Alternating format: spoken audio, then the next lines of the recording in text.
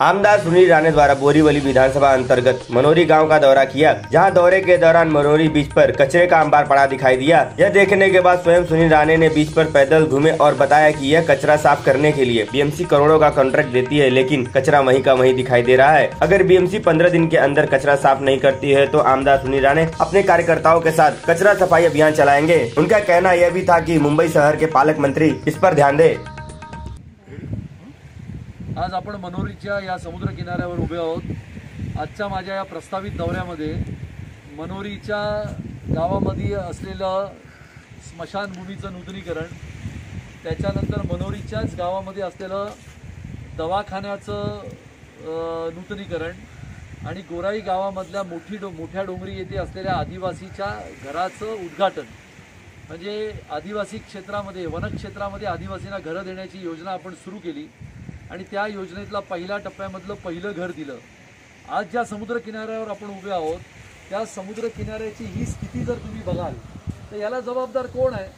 पर्यावरणाची गोष्ट आपण नेहमी करत असताना ज्या वेळेला आपण विषय सरकारकडे नेतो की या सगळ्या समुद्राच्या किनाऱ्याची साफसफाई करण्याचं कॉन्ट्रॅक्ट दिलं जातं आणि हे कॉन्ट्रॅक्ट दिल्यानंतर करोडो रुपयाची कॉन्ट्रॅक्ट दिली गेल्यानंतर या समुद्र किनाऱ्याची अवस्था तुम्ही बघतात, म्हणजे इतका घाणेरडा समुद्र किनारा जगामध्ये कुठे नसेल आणि याच्यासाठी महानगरपालिकेने याचं उत्तर दिलं पाहिजे। या विभागाचे म्हणजे मालाडच्या विभागाचे आमदार सन्माननीय श्री असलम शेख हे आज बंदरे, खार व्यवसाय आणि मत्स्य व्यवसाय याचे मंत्री आहेत। अनेक वेळेला लोकांना जाऊन त्या भेटी देत असताना या समुद्र किनाऱ्याची दुर्दशा त्यांना दिसत नाही का?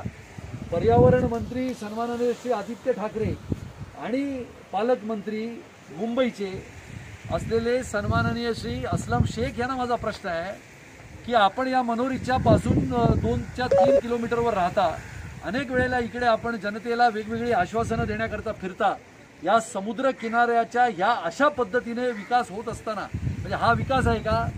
त्यामुळे समुद्र किनाऱ्याची ह्या पद्धतीने अशी अवस्था होत असताना विकासाच्या गप्पा पर्यावरणच्या नावावर मारणारे या सरकारमधले हे 2 प्रमुख मंत्री आहेत।